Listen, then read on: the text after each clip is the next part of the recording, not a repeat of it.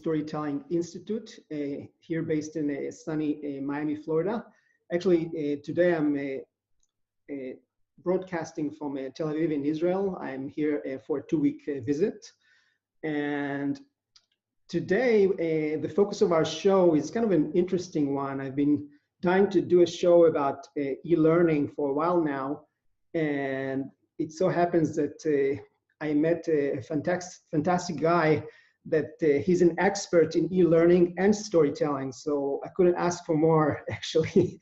So just a little bit about e-learning in general, just so we can set the stage properly.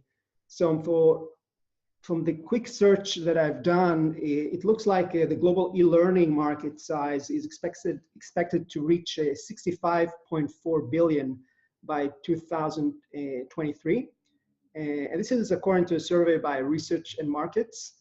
This phenomenal growth projection is driven largely by two elements. One is, and I'm sure my guest is going to talk about it, technology-enabled learning that helps organization train a human resource. And number two, the strong adoption of mobile and social media that really work as on-the-go amplifiers. So those two elements together are really responsible for the tremendous growth in the e-learning space. And that's why I'm super excited to have on our show today one of really the amazing e-learning experts and also a narrative futurist, Yannis Angelis. And before we get started, I want to give you guys some background about Yannis. So Yannis has been working for more than 25 years in organizations in different roles, mainly training, strategy, planning, marketing, and communication. His work is informed by the principles of Gestalt psychology, theory U, narrative therapy, and the art of hosting. And he also facilitates teams on storytelling, collaboration, learning strategies, innovation, and future making in a disruptive world. If that's not enough, he's also coaching and curating an individual on their career path and designs and host events on organizational change and personal transformation, such as the Intagio and Berlin Change Days, just to name a few. And recently co-authored a book called Beyond Storytelling. And this book is all about demonstrating how to work with stories in organization, communities, and as an individual. Wow, that's a mouthful. That's fantastic trajectory. And welcome to the show, Yannis. Thank you, Shlomi. Thank you so much for the invitation. I'm really happy to be here and to share, part of my knowledge, part of my experience. So with that, I'd like to start asking a very simple question. When you think about the buyer's journey and funnel, it's a marketing model where basically the first stage is a discover, and you typically, dealing with strangers that are going to hear your story for the first time. So this is exactly the context that you are at this moment with my audience. They are complete strangers for you. So if they asked you, well, tell us what you do and what makes what you do so special, what would you say? Okay. I mean, you already said a lot. I just want to elaborate more on these two things that they are more or less dominating my profession now, which is the one is I work as a story practitioner. Mm-hmm. And what does this mean is it means that I'm working with stories, and storytelling and visual storytelling is a part of it. There are a lot more elements of a story work, which is story listening, which I consider as an essential and basic leadership skill today in organization. Is it similar to social listening? Story listening. Okay. Yeah. So how do you really listen to stories? There is a kind of approach of how we listen to stories in order even to support the storyteller to tell their stories better, in a better way. So story listening is a part of it. Story harvesting, it's very important. So what are the stories that we choose to collect and to harvest, and what do we do with these stories after? Story triggering, how can we support people and create a space for them to open up and tell their stories, their authentic stories. So there are a lot of things that they are much more connected to this term, which is called story work. And so Awesome. this is my occupation. I'm working as a story practitioner. And of course, this is taking place in organizations. So when they invite me, Right. this means that they are all connected with leadership, with change, with cross-cultural interventions. Yeah. So everything related with the functions of the organization. But I see. always, story is always figural. I understand. So yeah, this was the one thing. The second thing you mentioned, it is a narrative futurist, and I'm sure that our audience says, what is that? Yeah. It sounds very exciting, though. Yeah, so let me elaborate a bit on that. So actually, what does it mean is that what I'm doing is I'm trying to breathe life into most of the times dry and stiff foresight scenarios.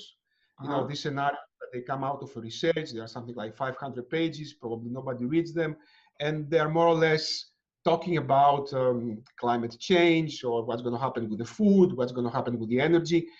But actually what's happening there is that the people are missing. Huh? So there is a lot of data, there are a lot of predictions.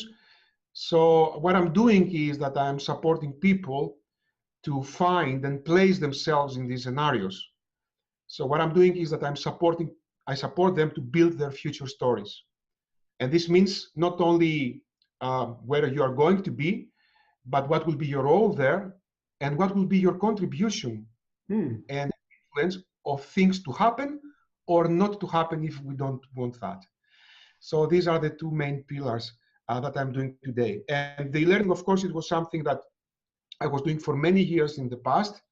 And in this period, I'm through these processes of story practitioner. I advise companies if they want to bring stories and visual storytelling in their programs. And I'm supporting them now from the stage of a story practitioner.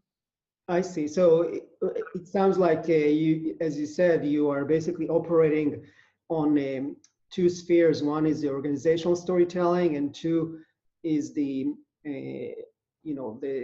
the forecasting of how the future is going to look like in a story format in different for different topics. And e-learning is just one mechanism or vehicle that you use in order to work with people and kind of get them trained on different objectives, right? Yeah, That's yeah. awesome. And this includes also personal coaching. So Got it. it's all in a mix there, depending on what will be the needs of the person, of the customer who invites me.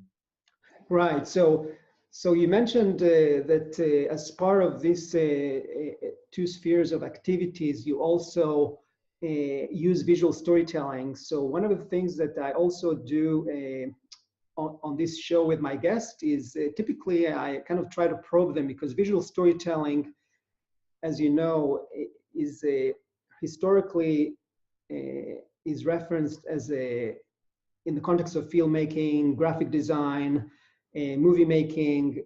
It's pretty new in the context of marketing, which is what the Visual Storytelling Institute is focusing on. So I'm kind of wondering, since it's a new definition under new context, what is your definition for visual storytelling in in the programs that you're running? Yeah. I mean, you have really depicted very nicely in your masterclass, Shlomi. It's not something really rocket science to define what is visual storytelling, and you have put it very nicely about saying that Thank it's a you. marketing strategy. I mean, about engaging customers, putting customers in the center. So then if somebody could go and check this particular terminology that you have placed there, regarding my projects, I would just firstly exchange the word marketing with the word training. So it's a training strategy as well. Got it. Okay. And of course, I would like to expand it more in its let's say, soft perspective. So visual storytelling in the training realm is an invitation. It's an invitation for enhancing the learner's engagement. Got it. And this is proven by research and science. And I would take it even a step further, which is not only we're not only about engagement, but we're talking about the feeling of belonging. And also this takes you to the next step, which is that the people that they feel that they belong in this tribe of stories that you create in a visual way for your products, they become best advocates after. Right. And yeah, so and you know, the more the people get attached with your stories, the more they will talk about these stories after. So this is the thing that I would put in the visual storytelling. It's not just a tool or a method, it's an invitation for something. That's interesting perspective. You know, I never thought about it this way. And especially in the training realm, where you basically want to get people engaged in the materials and not bore them, right, with a lot of kind of flat questions, survey like, how can you take it to the next level? I'm going to talk about it, I'm sure. So, but before we do that, I want to kind of rewind your story, so to speak, and basically kind of, if you could take us to the early days, you know, how did you start in e-learning in the first place, in storytelling? Because what's interesting for my audience, which is comprised of marketers and entrepreneurs, is how people start the journey they are on today. You know, the first steps that you took are really meaningful. What was the call to adventure? Yeah, you're right. So if we're thinking in terms of a hero's journey, it's exactly as you said it. It was a call to adventure. And in a sentence, it's like, as you said, so something compelling really triggered me. Yeah. And this was back in 2011, so it's something like 8 years ago. I was leading the marketing department in a big German pharmaceutical company. And you're based in Berlin, just so I forgot to mention this, right? No, I'm not in Berlin. I'm in a place which is called Bad Homburg, and it's very close to Frankfurt. Oh, I see. Got it. Okay. And Bad Homburg was the place where the headquarters of the company I used to work for was there. So when I was there, you know, it was the time, I don't know if you remember, it was the time that this famous phenomenon of MOOCs. So MOOCs is an abbreviation, just for our audience, MOOCs is an abbreviation which stands for Massive Open Online Courses. Yeah. It was the time that this Coursera, right? Coursera is one that's exactly. Exactly. Coursera is a platform. So the MOOCs is the phenomenon of MOOCs is about top-notch universities. They decided to offer for free their top-notch classes, some of them at least. Right. And it created it was a small revolution in the learning environment, in the educational environment, not only the academic one, but also in organizations, because most of the people were coming from organizations. Right. So one of these people, it was me. So I was very much intrigued. I was very much enthusiastic when I started testing that. And I remember I was coming back home, something like 8 o'clock, sometimes 9 o'clock in the evening after my work. I played a little bit with my kids. I put them to bed. Yeah. And I was, you know, after 10 o'clock in the evening, sometimes, most of the times after midnight, I was there in my dark room, you know, in front of my screen, discovering that I can learn in a new way. This new e-learning, this new digital way of learning was really for me a kind of, how can I say, revelation is the English word. So it was, I saw the light. Yeah. In my dark room, I saw the light. You're in the flow, pretty much. It was amazing, and of course this was, and I take the opportunity now to tap on some visual storytelling elements that they were in these MOOCs that really triggered me and made me, some months after, to bring this concept in my company. I see. So it was a kind of transformational process for me, because at that time, like a universe conspiracy, the company asked me to support the digital the new digital strategies, the shift from typical classroom trainings to more digitalized ones. So everything happened at the same time. And I say, hey, this is what I want to do. I'm going to this beautiful experience that I personally have in my dark room. I want to bring it in the company and create beautiful learning programs. Because I was so much engaged in this new way of learning that I thought, yes, this is something that we can do in the organization. And do you know what platform did you use at the time? Most of the times it was Coursera. Okay. And I did some courses in EDX. EDX is the platform. At that time it was Harvard and what else? Which one? Udemy, another one. Yeah, and MIT. So Harvard and MIT was in this platform. So my first course was about on organizational analysis. Oh, I see. It was from Stanford. And just to give you one visual storytelling element there. So what was happening, back in 2011, still some things were a bit primitive in terms of technology. So the professor, what he did, he just uploaded his slides. But let me see if I can find and share that. Let me see if we can see it on the screen. Can you see that on the screen? Yes. So, it was this course, and he was somehow talking and he was appearing as an animation in this right-hand down corner of the slide, of the screen. And I felt like in my dark room, it was like a miniature that it was jumping out on my desktop, teaching for me. Oh, that's so funny. So, I mean, yeah, there were slides, but at the same time, this nice way of visualizing this nice story. This was I think the missile crisis in Cuba. So he was telling this story, and at the same time he was there. Yeah. The slides were there. He was there. That's a nice thing. So just for our audience to know. So I think this was very effective. Because you get facial expressions, you get emotions. Exactly. And this thing that he was like a miniature that I could just take him and put him on my desk. Oh. And because he was a very good lecturer, and actually he was telling beautiful stories, I felt that he was teaching personally for me. So this is one thing. The second thing that he did is that when every week there were modules. So every week when the module was ending, he was doing these side screen chats. So he was taking some questions from the students. He was creating a video, a simple video, but it was a short one.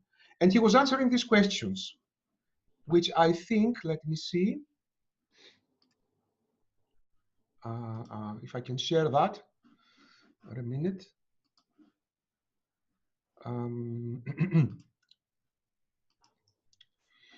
So you can see here, it's a simple video, probably with his mobile, in his office, in his back office. Yes. And he is just very much, again, so video is, as we know, is a great, I think, visual storytelling means. So he was communicating with this way with his students in a way that he was answering the questions that the students have posed during the week. So that's interesting. So it's like almost like a personal Q&A session where students would send questions, record a video question, and he would answer them in a recorded session afterwards. Exactly. And then, when you have something like we have been, I think, 50,000 students. I mean, it's amazing. 50,000 students in a virtual class. And today, I mean, I checked the numbers. Today, we have 100 million students worldwide that they are participating and have been enrolled in MOOCs. This is crazy number, huh? Yeah. So we have been 50,000 students, and when you have 50,000 students, there will always be somebody who take notes and share it with the other people, okay, with the other students. So there was a guy there, and let me show this also. Another nice visual storytelling. So it's like a community, basically a community of students helping each other. Yes, but I mean, he created this nice, it's not an infographic, it's a kind of learning tree, it's a kind of map, So he was visualizing his notes in a way that it has been quite easy to go through in a structured way. So it's a tree. And this was communicated with all the students through the chat room. Oh, that's So that's a nice thing also that maybe people can use, and I think there are some tools that they do that in an automated way in the web. I don't know anyone to propose, but I think that there is something anyhow. So this, as you can imagine, all these kind of beautiful things that they were happening with my personal learning triggered me to do the same thing in the company. And it was incredibly successful because, of course, then I did a lot of more things. So I used a lot of other elements, but we can talk about it after. So this is the backstory, actually, of me dealing getting enthusiastic with the e-learning world. And of course, after that, when I started working with e-learning, I realized that the most, let's say, effective element for people to be engaged and get in a flow is to tell stories. I see. You tell stories about a product. You tell stories about whatever it had to be the topic. I was in the marketing department, so my learnings were not like HR e-learnings about skill development. They were all about product knowledge. So product knowledge, and this means that we were building for any new product, we were building an e-learning, and it was part of the launch package for the salespeople. Got it. So I think this is a great, your story is a great evidence actually to the fact that sometimes you need to experiment with as many things as possible because you can never know what could trigger, your next adventure that's going to be, your main focus either as an independent storyteller or as part of a working for an organization. So like you did with that German company. So that's a great lesson to have. So I'm kind of curious now, as you were kind of plunging into, you were asked to create an e-learning program for that German company. What were the typical business objectives they asked you to achieve basically using this program? Yeah. Thanks for asking that, because it's a kind, not complicated, but it relates to what was the respective stakeholder. So, for example, the boss of my boss, who was the president and the board member, his main objective was how can we raise the sales? Is your e-learning programs supporting us to raise the sales of this particular product that the e-learning is referring to? And yes, it was, of course, the case. And since this was a kind of entrance, we did it gradually. We did a lot of pilot programs.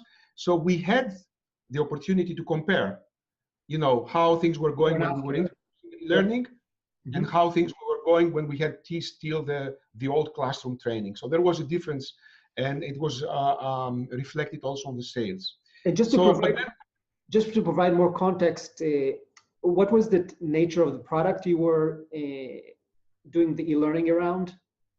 Medical devices. Medical devices, got it. Medical devices.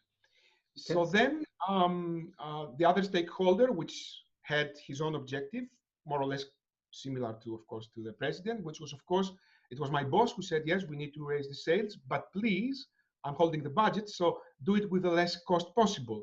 So this is where the learning thing came in, because it has a geographical expansion. And for a global company, this played a big role. Instead of inviting, let's say, something like 400 people from 89 countries to come into the headquarters and train them for a week or whatever, you just do any learning program, and no matter how it costs, it's definitely less costly rather than if these people had to travel. Yeah. So then, of course, it was the scientific department, no? Because they said, hey, okay, this is great. For us, it is important that all the science and the working principles of the devices are really, really depicted in the best scientific way in your learnings. So that was a different objective. So we need to be very much compliant with the scientific information and data that the subject matter experts were providing to us. So the scientific business objective was more around information transfer, basically, you'd say?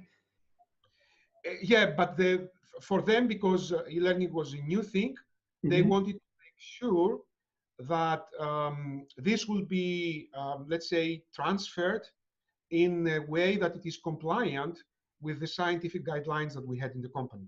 Got it. I see. I see. And then the other stakeholder was myself, that I was, of course, more than, I was interested with all the other objectives.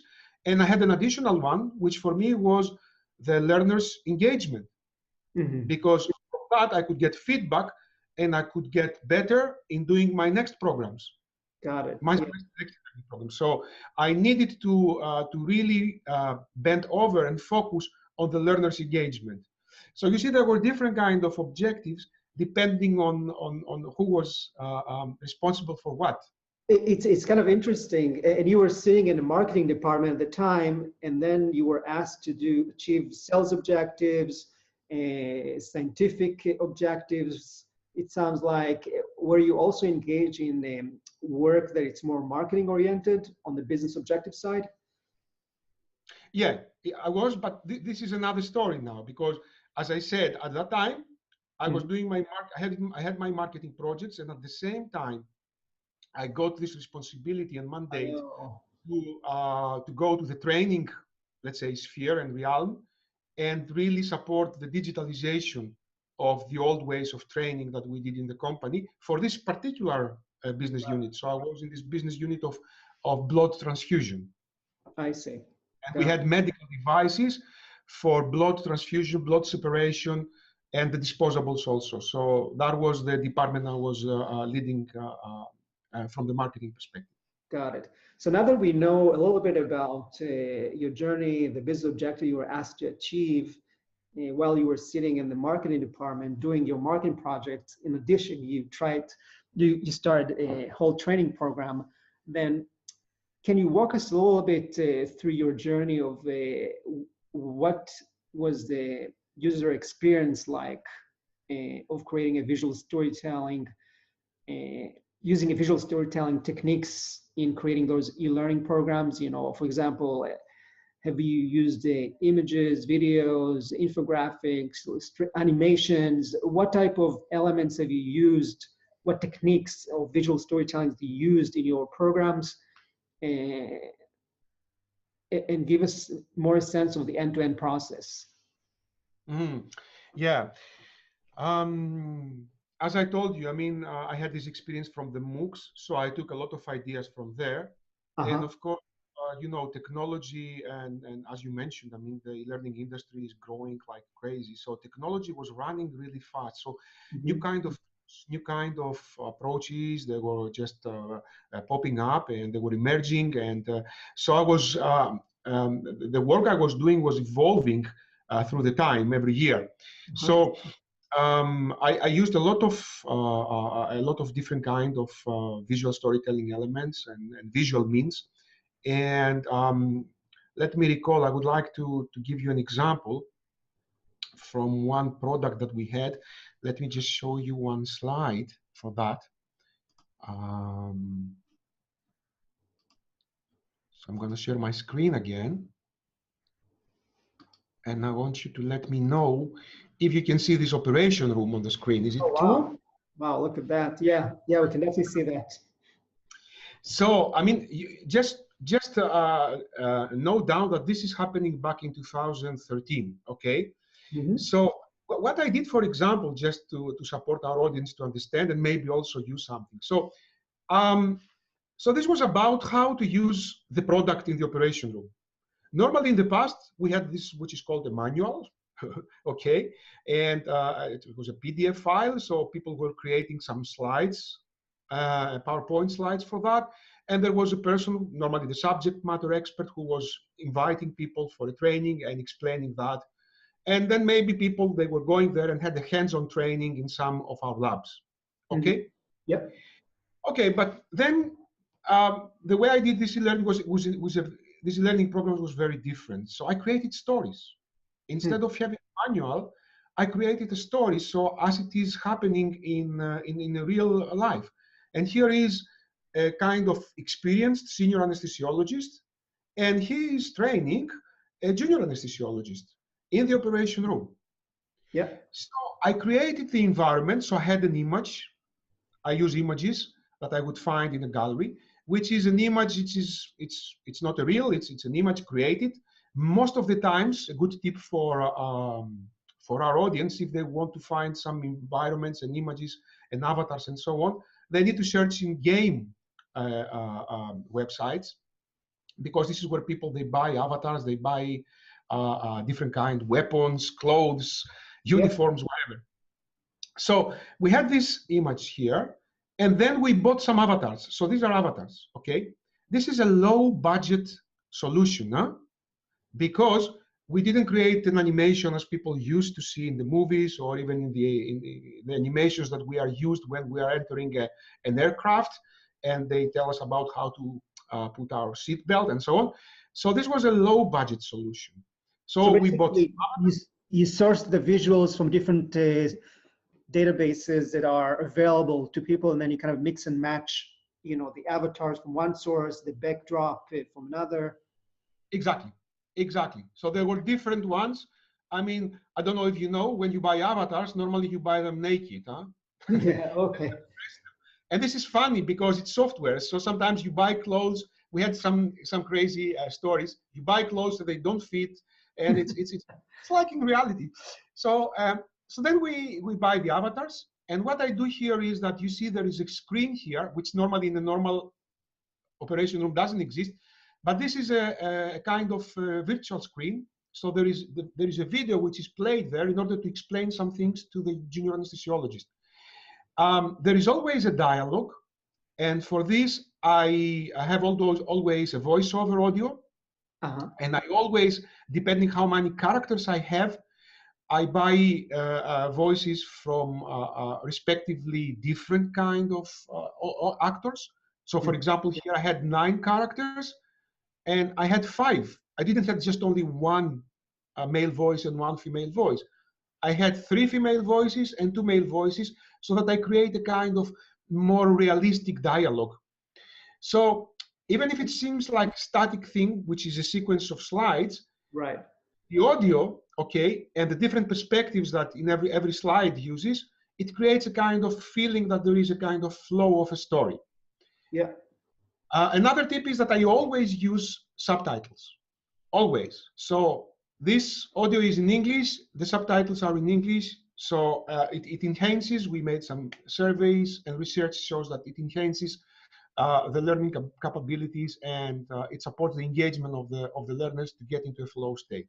So you pretty much started transcribing images way before, since today, like we see it so obvious, with the video, because a lot of the social media feeds, video is playing silent. So, having the subtitles is a must today. So it seems like you've done it early on. Yeah, and when I was doing that, I didn't know. I mean, I learned it also recently. Where was it? Somebody in LinkedIn said there was a survey. So at least in LinkedIn, 80% of the video viewers, so the people that they watch videos, they watch it soundless. Yeah, that's interesting. So, and even more, I think. So you need to put subtitles on your videos, and maybe this is the case with e-learnings because of the mobility. So a lot of the employees, they may take their learnings as they are traveling in a train. Huh? So then you definitely need to have something like subtitles when you have a story and audio behind to say. So. And how big was your staff? It was just you? What do you mean it was just me? Did you have like a team of other professionals that help you produce this? No, I had a team. I had several teams. I had the project management team. In this project management team, I also had a gamer. I was not able to have, from a budget perspective, a game designer, but I was a gamer. So a gamer helped me a lot to deal with the gamification items that I was including there. So there was the external agencies that they were doing the programming. So the authoring tools, they were working with the authoring tools, Captivate, Articulate, whatever. And there was also the internal IT department that they were having the LMS, the learning management system. And when we were giving them ready to use the program, they were uploading it in the platform, and it was available for all the employees in the company. So there were several teams working for that, for sure. Huh? Right. And the platform was really a native platform that you guys customized, or it was off the shelf? I mean, as I said, the LMS was an LMS from the company. In the beginning, we bought some LMS from a well-known company. Then we started developing with another company our own LMS. Today, I'm not sure what it is existing, but let's say there was a kind of platform that it could guarantee the safety and that the content that we were uploading there would not slip away to any competitors' hands, something like this. So, and as I say, regarding authoring tools, I was working with externals at the time, but now more and more companies, they just get this kind of services inside. I see. And at least in Europe, I don't know how is it in US, but in Europe, still we try to have things more or less inside the company. Got it. And just out of curiosity, I'm kind of curious. I understand that you created these visuals by sourcing them from different databases of avatars and so on. But what type of interactivity have you done for those programs? I'm kind of curious what kind of interaction you created. Thank you for asking this. This is very important, again, in order to support the engagement of the learners. Yep. So I include a high level of interactivity. Just to give you an example, I mean, maybe you saw the device. It's a big device. It's a quite complicated device to function. And what I did, for example, I had, depending on how long was the content, I had one or maybe two or sometimes three modules, which was fully interactive. Actually, I was in the screen of the computer. I was representing I was having everything that happens in the screen of the device, and people with their mouse were interacting on their screens. Okay. And every screen was leading to the next screen, as it happens in reality when you really functioning the device. Oh, wow. So, that was really a tough work to be done. It needed a lot of knowledge also, and it needed the support of the software programmers as well, which we had, of course, from our labs. But in terms of effectiveness, it was amazing. It was amazing because people didn't need to have the device in front of them in order to go through basic functions, and they did it on screen with the high level of interactivity that we used. So for me, interactivity is not just go to the next slide. Even the quiz parts we had, so every module at the end, you had the test. This was fully interactive. So people had to match things and to combine things from the device, or they have to compile a disposable, which was in pieces. So, there was a lot of interactivity. And even at that time, there were some tools. But today, I can imagine that there are even much more tools. But where technology gets us, we probably talk a little bit later. Yeah. But so it sounds like you did simulations of actual medical devices. And in terms of kind of engaging the audience, the learners, have you used like any, obviously, I assume you had some sort of test or Q&A to kind of measure that information and knowledge transfer. But at the time, did you do anything that was more kind of a live experience where the instructor was maybe video chatting with the students at a given time to create a sense of a classroom, like a virtual classroom? Or was it all kind of programmed and self-served to the end user?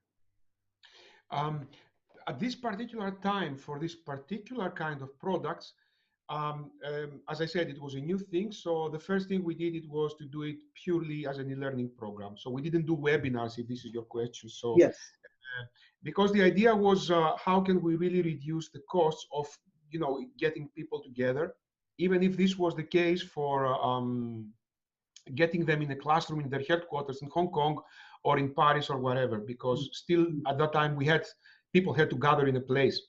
Got it. But I know today that, of course, webinars are much more part of the practice of whatever digital strategies we have in the company, exists in the company, or also not only from what I see outside there, there are so many tools that they're really moving towards this direction. And there are more to come on that, with virtual reality, augmented reality. So there are a lot of different kinds of interactions that they are coming in the future in the e-learning realm. Yeah. And just before we jump into the future, I'm kind of Yeah. curious, can you give us an example of like of the outcome of an e-learning program that you completed successfully? What is a success criteria? How you measure success? I mean, as I said, this was part of a launch program. Okay. So the first thing was, the first criteria was how the time issue. So how quickly people got between 90 and 100% of their training. Mm. And of course, compared to the classroom trainings that you had to people to travel and in this busy life they have, of course, there was a big difference on that. So this was the first time. So fast access training, okay? The second thing, as I said, it was how is this reflected to, again, regarding time quick sales coming, and of course, much more, let's say, more sales compared to products that we still have them under classroom training. Mm. And as I say, we had this opportunity to do pilot phases. So there were in some continents for the same product, we were introducing training via learnings. For the same product, another continent, it was still the old classroom training. And there was a big difference, sometimes double-digit difference in terms of growth in the first 9 months, and secondly, in the first 18 months. So there was a kind of deviation that we could definitely see, and we could say that, yeah, this is coming because of the different ways of introducing new kind of trainings. So this was the metrics. And as I say, for me, it was so much important to see people getting motivated, because when people get motivated in training, and I have written a book about that, I have developed my own model, I have an e-learning model. And when I elaborate this, it was published 2 years ago in the book that you mentioned. It was in this Beyond Storytelling book, is that if people get engaged and happy with the way they learn, as a parallel process, this is reflected the way they communicate with customers and the way they sell the product. They feel more confident, you know, they feel more happy. So it's, I mean, psychologists have proven that. So it's, this parallel process is not a kind of, it's a phenomenon that has been very much examined in the Gestalt psychology. So I was interested to see how this was going on. And I really saw that there was a kind of great community engagement now. It was not individual anymore. So people were really sharing their experiences of these beautiful learning courses they were getting.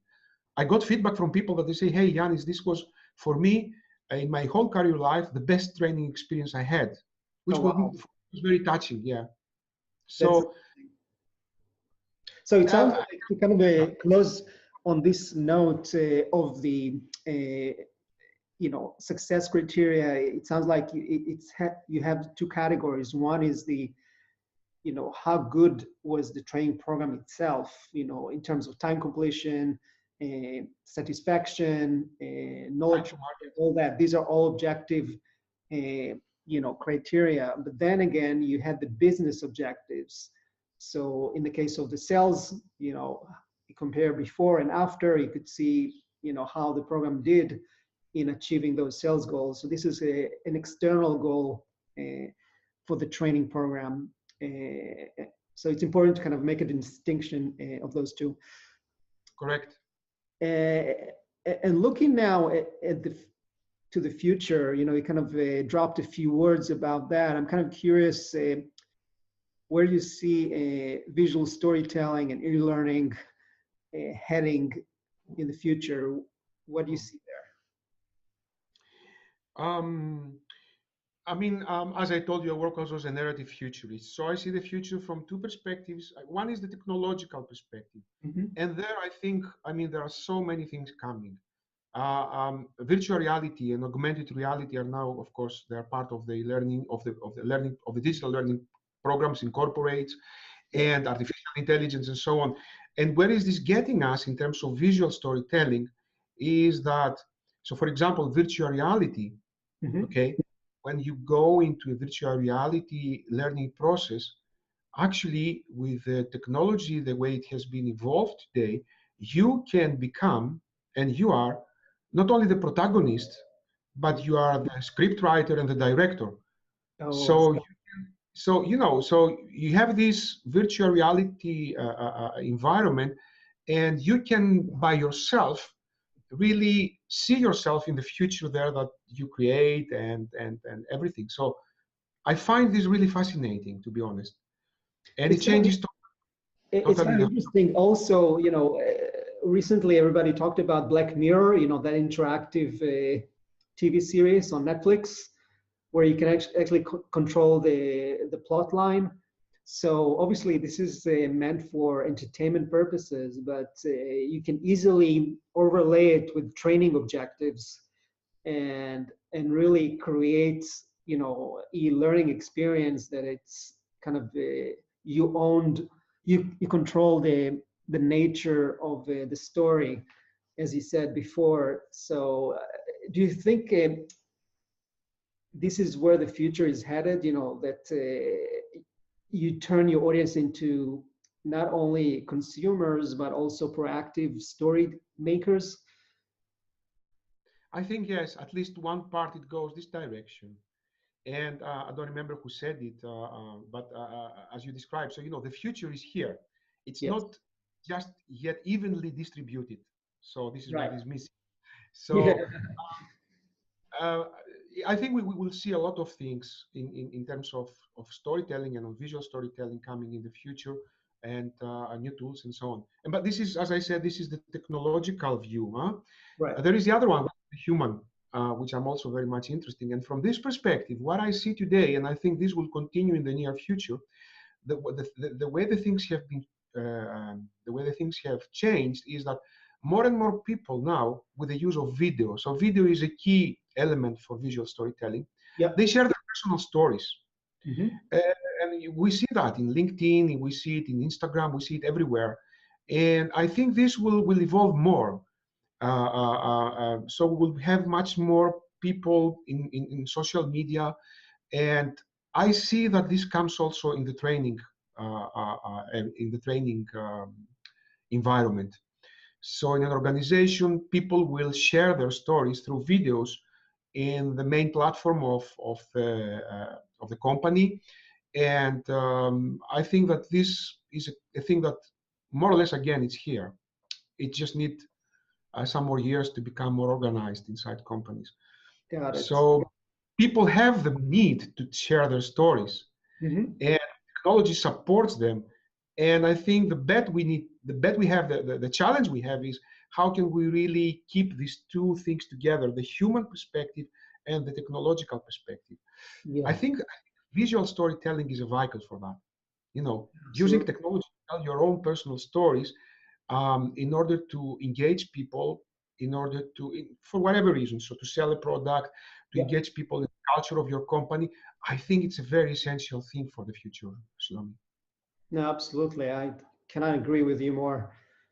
So to kind of, we reach the almost end of the show. So I want to finish up by asking you if you can give our audience very simple 3 tips just to get them started. Let's say we have marketers that work in an organization, a part of a marketing team, or they might have their own startup that they lead, and they have maybe customers or partners that they want to train or use e-learning solution for. Uh, what would you say would be the basic 3 tips for them to get started, both from the technical stuff, the tools that they could use easily, and also the philosophy of training that you would recommend them? Mm-hmm. Okay, so the first tip is leverage technology. So keep an eye what's existing there, what's coming, because there are beautiful tools coming up. Some of them, they are for free or they are of really low cost. So Mhm. just keep an eye on what's going on there and make sure that you are able to make choices. I mean, wise choices of what you would like to use, because it's everything there, but you need a little bit to. So keep an eye and actually leverage technology for your own benefit. So this is the first thing. The second thing, from my experience, if you want really to engage people in this crazy life we live, and you engage them people in the learning process, keep it short and crisp. Yeah. So my first corporate experience was a compliance training that it started with a 6 minutes video of the head of the compliance, uh, the director, and it was incredibly boring, and I lost the whole everything. So what I did, it was I applied micro learning in my projects, which is now it's called micro learning, but in the past it was this, you chunk your content. Actually, my videos, my longest video was 45 seconds.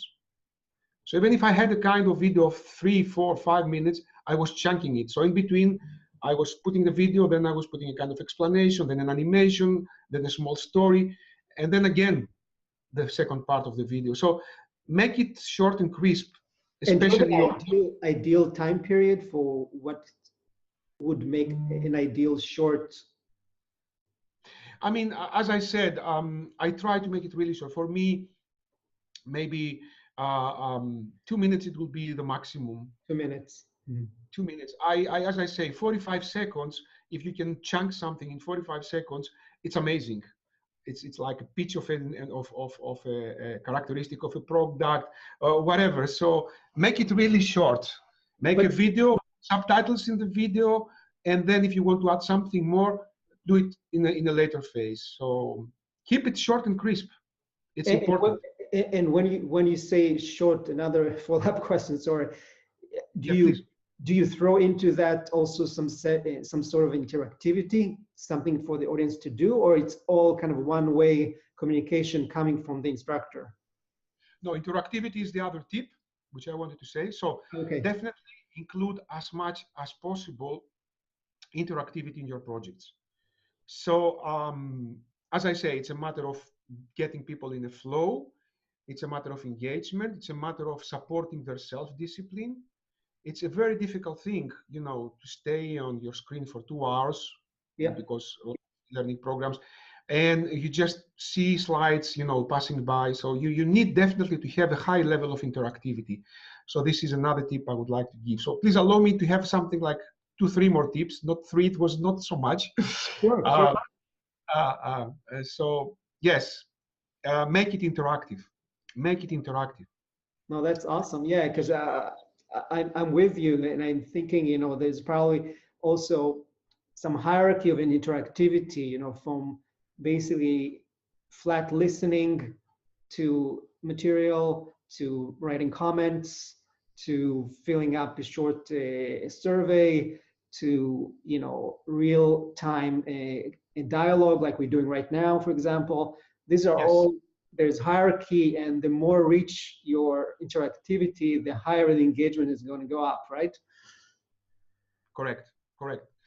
And the other one, we are talking about visual storytelling Yeah. in the era of digital. So we are talking about actually digital storytelling. Yeah. And my tip is keep it human. Right. So, use the digital thing, but keep it human. It means that try to include personal stories.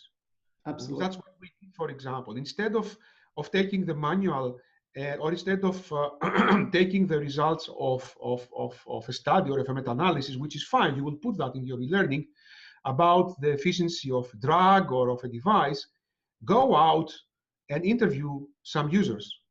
Yeah. Take the personal stories of the people and bring them back. Yeah. And then, do your nice stuff with that in the area of digital tools that you have. But keep it human, personal stories and touching stories. This counts today a lot. Yeah, absolutely. Yeah.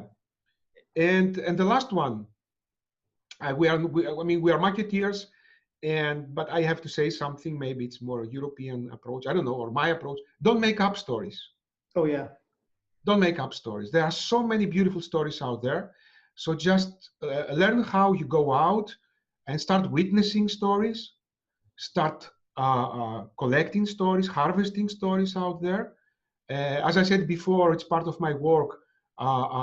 Be ready, as one of my mentors says, Christina Baldwin, always be ready to knock the story door of a person and just be there present and capture their stories. There is always something interesting there to get. And then, of course, you can transfer it into your everyday work and everyday projects. No, for So sure. make up a story, just find the right stories and use them in the proper way with respect to the people that they shared it with you. Yeah. One thing I forgot to ask you about, what do you say about integrating some incentives like points, the gamification of training programs to create some sense of loyalty? Is it something you do in every training program? Um, I use the gamification. There is it's a buzzword today. Yeah. In the time that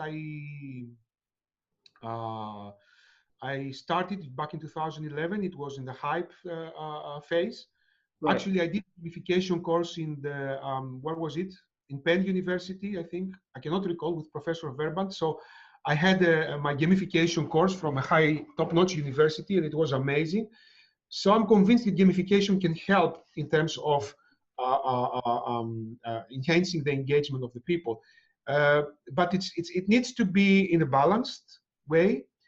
And as you probably have seen, I used also something like badges and points and so on, and leaderboards, but that was not my cup of coffee. What I took from gamification, it was the avatars, for example. So using avatars, all this. So the metaphors. So when I had to compare two devices, for example, our device was fast, the other was slower. I make a kind of animation using a metaphor. So the fast was the rabbit, the slow was the turtle, or the fast was the cow. Yeah. So Yeah. this is a nice thing to work with items, but this is gamification all about. So I don't use games. I use elements of games, and this is what gamification is all about. Elements and game design. That's important. If you can metaphors and do something like, we did a survey in our, just the last example, we made a survey in our about our audiences, about our learners at the time, and we realized that most of them were in an average of 35 to 40. That was the average age. And we say, okay, what was at their age of 17 when we were playing games, or what was the most famous game at the time? And it was Super Mario. So we created a nice game with Super Mario, because I use also in my projects the familiarity concept. So you need to include things that they are familiar to your audience in order to make them again feel more engaged. So fantastic. a lot of things that you can use from gamification, but my message is, please keep a balance. Don't overdo it. Okay. Yep. Don't use gamification for the sake of gamification. Just use it for the learner's engagement. Absolutely. No, that's wonderful. Definitely, I could see myself talking to you for hours about this. But as you said, one of your first tips, make it short. So we'll have to make it short for the sake of our audience here. So I want to thank you so much for your time today. And before we leave, how can people reach out and contact you if they have any questions? Yeah, let me just, I upload the slide with my contact details. Actually, they can find me in LinkedIn. Okay. They can find me in Twitter. So here, can you see it? Is it? Yeah, yeah, it's coming. Yeah, we see it. I can share my mail as well, but LinkedIn, especially LinkedIn, I'm always there. So I have a rich profile there. People can find me there, and they can see also a lot of things that I'm doing and I'm involved. Also some social projects that I'm involved. We have this beyond storytelling thing. I forgot to tell you. It's a kind of initiative. We have already performed 2 successful conferences. We published 2 books. Now we're publishing the 3rd book. Yeah. It's going to be released in next June. And the title is Transforming Organizations using story-based approaches. So Excellent. there we are. Wonderful. So I want to thank you again for the time today and the boatload of information you shared about e-learning and how visual storytelling fits into this world. And just before we go, I want to remind our audience, we actually try to innovate as much as we can on our end. And on March 7th, we actually launching a new program called Coffee Break with Stories. And it's going to be an online networking roundtable where we're going to have 10 attendees sharing their stories, their personal stories. And we're going to talk a little bit about visual storytelling questions they have. So I encourage everybody that's listening or watching this broadcast to check us out and sign up. It's a free event online on March 7th, as I said, and all the details will be on our website, visualstorytell.com. So with that, I thank you for checking us out, and I'll see you in our next episode. Thank you. Thank you, Yannis. Thank you very much.